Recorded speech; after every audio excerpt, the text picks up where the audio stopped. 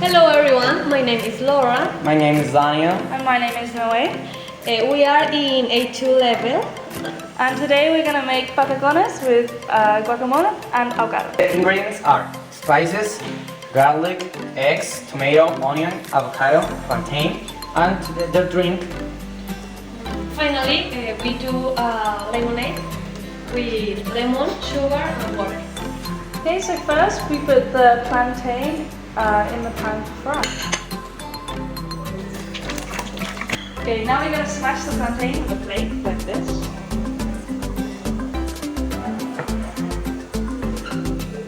So now we are going to make a mix with tomato, onion.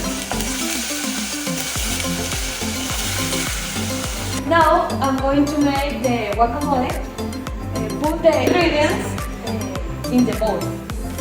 Avocado, tomato, onion,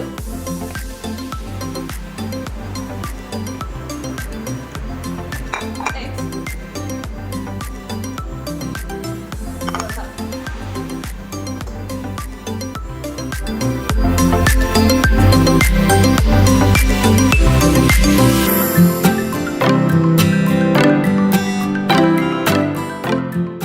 for the lemonade, put the lemon,